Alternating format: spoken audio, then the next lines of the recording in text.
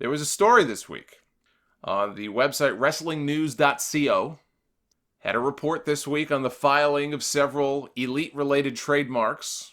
Of course, the Elite group, you think of Cody, think of the Young Bucks, Kenny Omega, they are the Elite. And so they had this report about these trademarks being filed earlier in the month, which gives credence to the news that SE Scoops broke last month about the formation of a new wrestling company. Now, if you remember, SEScoops.com broke the story back on October 19th that the groundwork was being laid for the formation of a new wrestling promotion involving some of the top players in the industry. It had backing from a billionaire sports family, the Khan family, which owns, or the father anyway, owns the Jacksonville Jaguars of the NFL. I think there might be a soccer team that he owns as well. Jim Ross and Chris Jericho at the time were rumored to be involved. Since then, they've given what I would call soft denials of that news, of that report after it leaked. I don't know that they're too deeply involved beyond them sort of being on board, trying to help recruit people, recruit wrestlers, and give advice and that sort of thing. But there is definitely smoke to the fire. There is some kind of involvement with Jericho and Jim Ross. I do believe that to be true. I'm not saying that they're signed, sealed, and delivered, and Jim Ross is going to be an announcer, or he's going to be the head of talent relations, and Jericho is going to be their headliner. I'm not saying that. But clearly there is some kind of involvement here with them. Where there is smoke, there is fire. And the trademarks that were filed, basically, it's All Elite Wrestling LLC. Filed a number of trademarks back on the 5th of November that include the names Double or Nothing, Tuesday Night Dynamite, and All Out. All Out sounding like it could be the follow-up to All In. Makes sense. We know Cody is leaving Ring of Honor after his match with Jay Lethal. He's challenging Lethal for the Ring of Honor World title at Final Battle.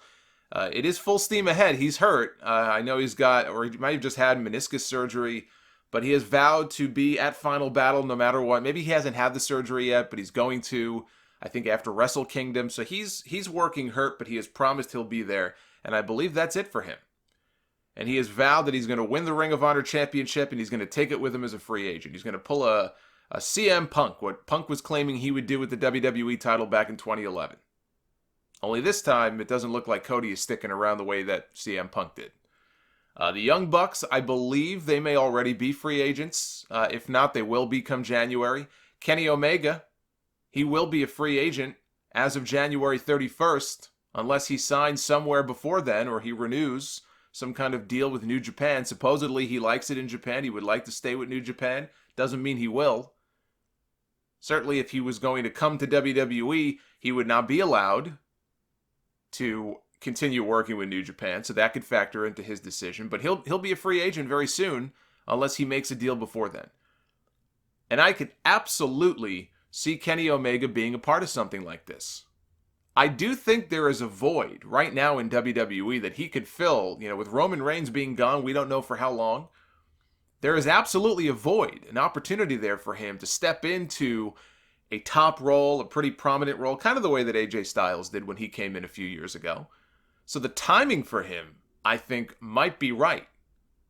But I don't trust that they see him as somebody who could fill that role. They may look at him and think that he's some kind of comedy guy. And again, it's hard because for every AJ Styles who was signed and was used as a top player, you can find 3 or 4 or 5 guys who were not used to their full potential. And I would hate for Kenny Omega to be one of those guys, which is why I'd rather he not go there. I'd rather see him keep his independence, sign with something like this, keep a side gig at least with New Japan, and for at least another year, keep doing his thing. Hangman Page, he's another one. Adam Hangman Page, he's going to be a free agent. He's been considering, supposedly he was offered something by WWE and he was considering it. I don't know if that's been rejected, if there was a formal offer made already, I don't know. But he's going to be a free agent. The only one who will not be is Marty Scurll. Marty Scurll is locked up, I think, through much of 2019, so he's not going anywhere. I mentioned Jim Ross. Jim Ross is wrapping up his work with Access Television for New Japan. Him and Josh Barnett will be no more in the new year. They're done. And the deal that JR has with WWE is said to be expiring in April, and it doesn't look like that's going to be renewed either. Jericho's not under any kind of contract. He's made that very clear. He is not under any kind of written contract with WWE. He has not been for a very long time. When they wanted him, they would call him in to do an appearance or the greatest Royal Rumble or whatever, but he is not under any kind of actual contract, so he can pretty much do whatever he wants. Now, the WrestleTalk website had a report this weekend claiming that at least 2 WWE main roster stars have been approached about signing with this new group, informally, of course, because that would be considered contract tampering. And they have either expressed an interest in signing with the new group, or they have flat out told these people, when our deals are up in the next few months, we're coming in. Whoever these people are, they are said to be gone from WWE by April at the latest. Question is, who are these supposed people? Because none of this is confirmed, of course. Let me just mention that. Even the stuff about the promotion, even though the trademarks have been filed, there's been no formal announcement of anything. So all of this is just rumor and speculation and amateur investigative work until we get some kind of formal announcement here. But clearly there's something going on. Who these 2 supposed WWE stars who may jump ship might be, I'll be honest, the first 2 names I thought of were Luke Gallows and Carl Anderson. We know they have a friendship and a relationship with these elite guys. We know that. They have not done anything in WWE recently. They've done nothing. They're on the back, like so many guys in that company, they are on the back burner. And I think that if they were offered good money and the schedule and everything was right, Carl Anderson has like 4 kids now, but if the money was right, I think they would do it. I mean, why not? Unless the money is just that good in WWE, it sounds like they'd probably get a hell of a deal.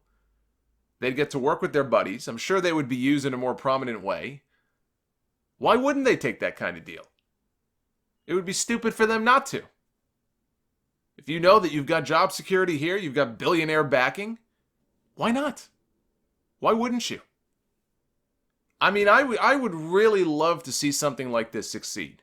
I really would. I mean, I have heard so many stories. I've talked about them on the show over the last 11 years. How many times have we heard there's a new wrestling promotion, there's a new wrestling project, this project is being crowdfunded, Wrestling Revolution project, all these different things that we've heard about over the years, and invariably they end up going absolutely nowhere. We've been burned by so many of these stories, it's ridiculous. They're going to compete with WWE. No, you're not. You've already failed. If you're starting up a new promotion and that's your mentality, that's your goal, that's your whole purpose and reason for starting up a new company, you will fail. You cannot start up an operation, a friggin' startup, I don't care how much money you've got behind you, and say, we're going to compete with Vince McMahon and WWE. We're going to beat WWE. You've already lost. You can't have that mentality. You've got to build something before you can worry about competing with a company like WWE. I would really love to see something like this succeed. As difficult as it is to sit through those 5 hours of weekly television that WWE gives us every single week on Mondays and Tuesdays, believe me, I would love for something like this to break through. And I know a lot of you have long abandoned ship, and just rely on podcasts like this one to keep up with what's going on. I want so badly for somebody to come along and give these people a kick in the ass like WCW did 20 years ago.